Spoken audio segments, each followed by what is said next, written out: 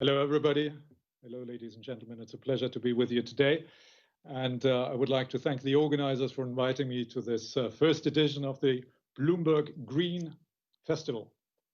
This is very timely, a very timely conference, because this is exactly the right time to discuss how digital data contributes to the sustainable future that we all want. And we're having this exchange just some days before my President, the Commission President, Ursula von der Leyen, will present the Commission's political priorities in her speech on the State of the Union on Wednesday. The big context is that Europe is facing a twin transition. One is the digital challenge, and the other one is the green challenge. And at the same time, we need to learn from the COVID-19 crisis, and we need to enhance our resilience. We need to respond to those challenges in a coherent manner. The digital and green transformations, as well as the resilience, they are not just running in parallel, they are strongly interconnected.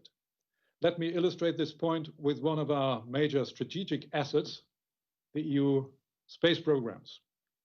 And in particular, Copernicus, the European Earth observation satellite system that provides us with a global view of the Earth in all its complexity. We all know that data, digital data, is the most important ingredient for a modern economy. But data exchange needs connectivity, digital connectivity for all and everywhere. Together, data and connectivity will act as enablers for other technological developments and critical technologies and will underpin our industry's competitive edge. Data and connectivity are key to our growth and job creation potential. And this is even more important than ever to recover from this severe global crisis. Now let us focus on data and connectivity. In fact, all digital technologies as drivers for a greener future. We want to become the world's first climate neutral continent by 2050. But this will not materialize if we do not fully master the digital technologies. By fully using the power of digital solutions, we can reach at least a 10% reduction of total CO2 emissions across all sectors by 2025. This is a massive reduction, more than airplane emissions produced before the corona crisis. But it will not happen by coincidence. We need to actively deploy clean digital technologies. Let me be concrete and give you some examples. The Internet of Things is one of the major developments of our time. I believe that we have only scratched the surface of the Internet of Things potential for our society. Energy and raw material efficiency in industry can be increased with data gathered from devices connected through the Internet of Things. I'll give you another example. Efficient smart energy grids and better energy storage can only be done with digital solutions. This will allow Europe to reduce dependency on fossil fuels and increase the share of renewable energy in the overall European energy mix.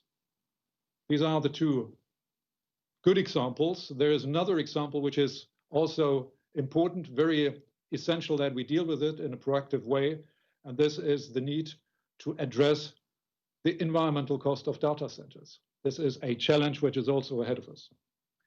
The examples show that at all levels, the digital and green transformations will have to go hand in hand.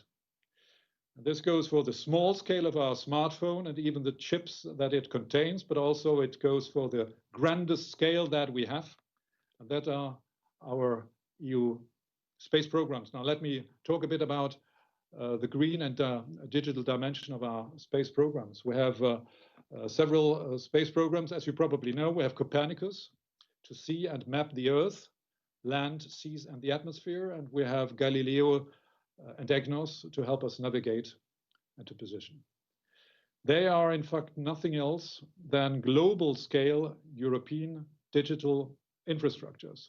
And with political vision and foresight, those programs started more than 20 years ago, were launched 20 years ago, and today we all benefit from those major investments.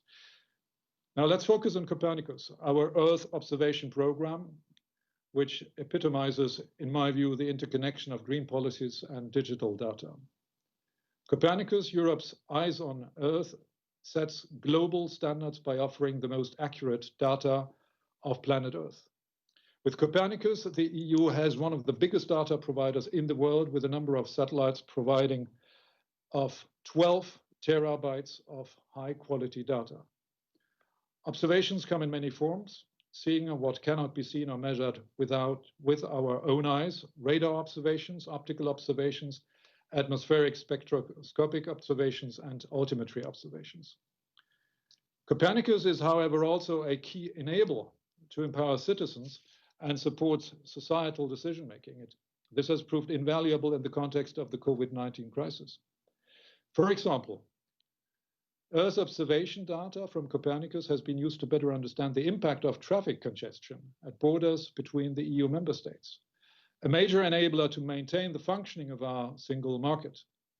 Copernicus contributed to helping national authorities make informed decisions on how to ease congestion caused by measures taken at the border. In the post-COVID world, Copernicus will continue to inform EU policies. First of all, it is a massive contribution to achieving climate neutrality by 2050. When setting a target, we need to be able to measure progress on the basis of unbiased data. This is what Copernicus does. This is why the future CO2 mission is so important. No nation has the technological capability to assess emissions from space, but thanks to Copernicus, Europe will pioneer the technological development required to do so. Climate change also affects biodiversity. Copernicus developed tailored information for monitoring and proper management of ecosystems, for instance, through ecosystem restoration or species dispersion measures. The examples of how Copernicus data supports sustainability globally are countless. Copernicus data are used and valued worldwide for the benefits of all. Copernicus was also a great tool for flash floods in Afghanistan, for forest fires, as currently in the United States. But Copernicus data is even more powerful when used in combination with satellite navigation from our Galileo and EGNOS programs. As an example, this makes it possible to do precision farming. Tractors using Galileo precise navigation and Copernicus information on the soil of crops and their health enables farmers to reduce the amount of water and chemicals needed to their and our benefit. And looking at a wider spectrum, the Copernicus program contributes to and supports 14 out of 17 Sustainable Development Goals of the United Nations. Looking forward, Copernicus will feed Destination Earth, an initiative at the interplay between the digital agenda and the Green Deal. The objective of the Destination Earth initiative is to develop a very high precision digital model of the Earth to monitor and simulate natural and human activity, and to develop and test scenarios that would enable more sustainable development and support European environmental policies. It will also leverage on a range of advanced digital technologies such as supercomputing in combination with artificial intelligence. You see from those examples, space is an unprecedented tool in our hands to support the twin digital and green transformation. And Copernicus is producing massive amounts of data, but we must learn to make even better use of them. To this end, we need to foster a better integration of space assets with artificial intelligence for image analysis and archiving, with cloud solutions for storage and distribution of data, with high-performance computing for generating models and simulations of our planet based on Earth observation. This also means investing in the EU digital technologies and solutions. We want to have all the tools to make the best use of programs such as Copernicus and Galileo, all the tools to take our green and digital future in our own hands. And finally, we still miss one of the three pillars in space. With Earth observation, we have the map. With satellite navigation, we have the navigation dot. But we do not yet have the secure connectivity in and from space that we need. And this is where the third priority comes in: resilience. If we were to work, as suggested by my commissioner Thierry Breton on an ambitious project of secure connectivity by satellites, within 5 to 7 years, we could have an autonomous European infrastructure that would drastically enhance Europe's resilience. And this would complement ground-based fiber networks and new 5G deployment. Such a space connectivity infrastructure would remove zones with no broadband access in Europe and provide connectivity everywhere. It would also provide secure communication, especially when combined with quantum encryption, for example, for governmental and industry-critical secure communication. In conclusion, we are experiencing a new industrial revolution, the age of data, especially industrial data. Data are central to deliver on our 3 priorities: a green, digital, and resilient economy. Data are central to our transformation, and this is why this Commission is making data a priority for Europe. Let's make the best use of them. We have the potential to do it. There is no need to wait. Thank you very much for your attention.